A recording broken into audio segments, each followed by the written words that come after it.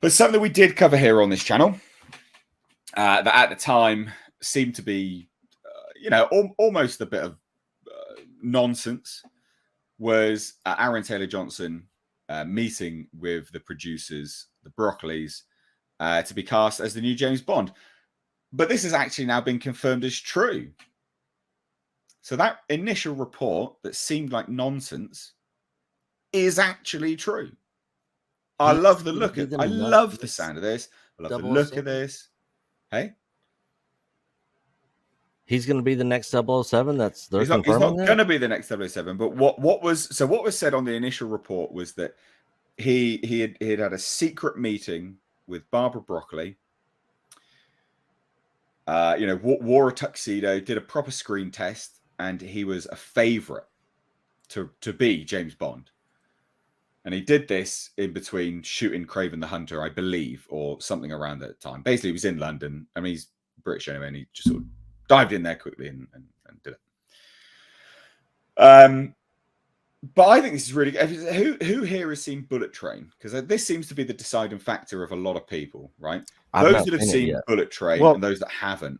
Those that have seen Bullet Train seem to like him as James Bond, as a thought experiment. And those that haven't don't seem to like him. So what do you think? Paulie, you've seen it. Do you think he would make a good 007? This is like the total flip side of that Mini Driver movie that you were talking. Adam Driver. Sorry, I get them confused. They're both the same thing to me. Mini Driver. Aaron Taylor Johnson is a great young actor. I have been following this guy for years. He played a young John Lennon. That was fantastic. Of course, Kick-Ass and all the was it Savages, and then Bullet Train. Yeah, he's very versatile. He's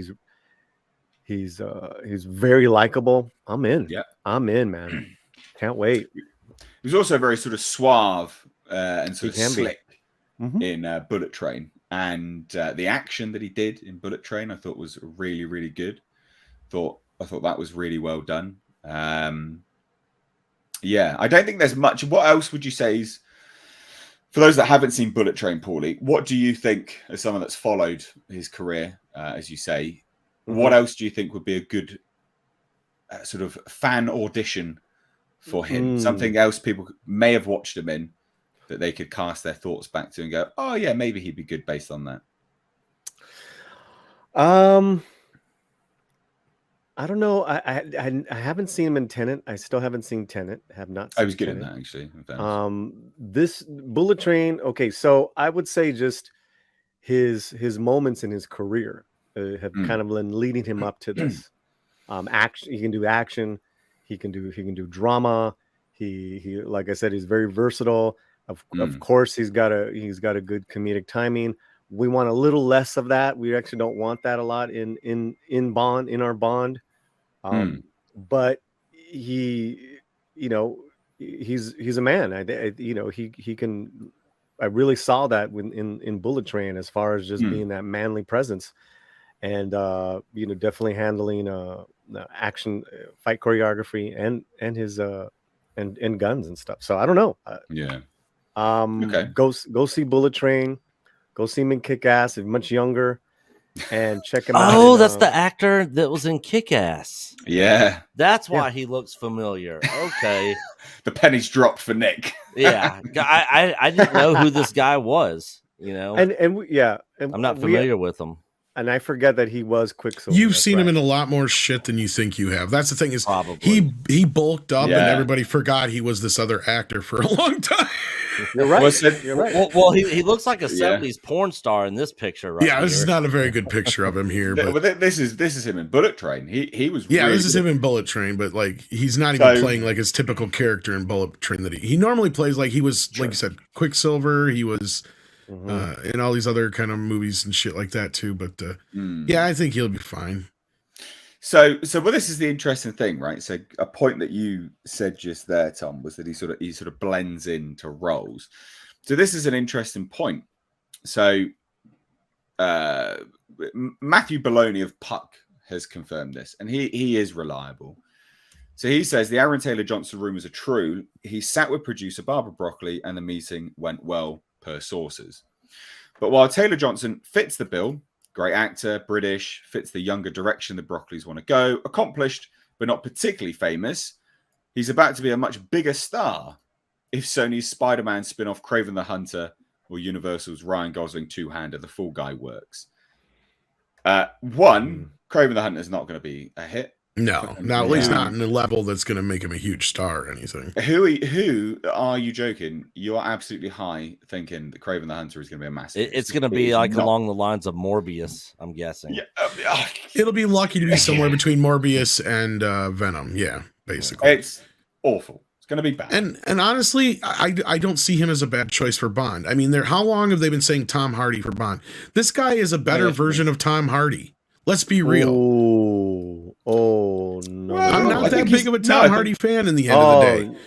Well, that's you. I'm not and I don't think my point is I don't think he's as great of an actor as people make him out to be. Just go watch Dark Knight Rises. You can't even understand a word he's saying in the damn thing. Because he was miscast. It doesn't mean that's a fair point. Same thing with Mad Max. He didn't need to be there. Wasn't written for him. He was great. I mean, in what? Sorry, it wasn't written for him. Fury Road, but he was great. That's his opinion. No, I'm just saying. Like, I think he's a better actor. That's all I'm saying. I would say I would say Tom's potentially right in terms of the range that we've seen Taylor Johnson portray. That's what I'm saying. Yes. Well, he didn't say that. He said better actor. He didn't say range. It's different. Well, that would make him a better actor, in my opinion, if you got more range. Tom Hardy's got great range. Tomato situation. The Revenant, Venom. I mean, those are characters. I mean, those were great characters. Come on, guys. What are you talking about? He doesn't have range. Tom Hardy is one of the better actors of our generation, of this last 10 years. You're kidding me. He's overrated as hell. Let me interrupt briefly. Is what I would say. The benefit of Aaron Taylor Johnson is, right, if he was cast as Bond, is I don't know how he would play it. I've got no idea how he would play Bond, right? None at all. Who? Aaron Taylor Johnson. If he was cast as Bond, I've got no idea of how he would play Bond. Literally no idea, because out of all of the roles he's done, there's quite a range of diversity among the performances he's putting in. But I think I have an inkling of how Tom Hardy would do a Bond. And so just from that perspective of being a bit surprised, I would prefer Aaron Taylor Johnson because I have no idea how he played Bond. I think that's a fair thing to say. You might have a difference there. You might have no idea how Tom Hardy would do it, or be completely surprised. I don't know, but from my perspective, I'd like to be surprised by who's cast. And how they deliver a Bond. I don't want it to be something which I'm expecting, which I think is quite good. What's your hot take? Hot take. I wasn't like either. I wasn't against Idris Elba being Bond. I know a lot of people are like, he can't be Bond because he's black. I understand the argument there, but I think he's a good actor, and he's British. And I've always liked him as an actor. So I know a lot of people were up in arms with that when they were suggesting he might be the next Bond, but I was he's too old now. That's he is. I can agree with that for sure. Yeah, I think he's just too old. But I would still take Cavill over some of these other guys. Yeah, always Cavill. Man from U.N.C.L.E. That was his. That was his audition for Bond. It worked. He was great. Love it. But so go back to the statement that Matthew Bologna said. Let's go back to the story. is Taylor Johnson might end up, ironically, too famous to take on Bond. And this goes back to something which Tom said, is that I don't think that's ever actually going to be the case. Like, Aaron Taylor Johnson is a star, but he doesn't have star power. He blends into the roles quite seamlessly. He's someone that you've seen in a lot of things, but you don't fully recognize at each point. I don't think he's ever going to be that, because he's quite careful with the roles he chooses. Again, like, I'm not comparing him to anyone else. We're just talking about Johnson here. I don't think he'll ever be that sort of level of stardom that makes him too famous to play a Bond. I think Matthew Bologna's wrong here. I don't know what you guys think about that, but he's been in a lot of stuff, that you just simply don't remember him being in. But when you're reminded, you go, oh yeah, he was good in that. I think that, you know, that's similar to Daniel Craig.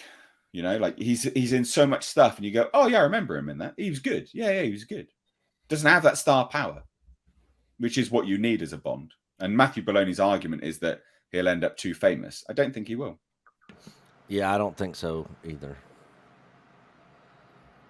Cool. Let's move on from this topic, or before we get the cat claws coming out, or some nonsense like that. We spent a pretty good time on that one. We did.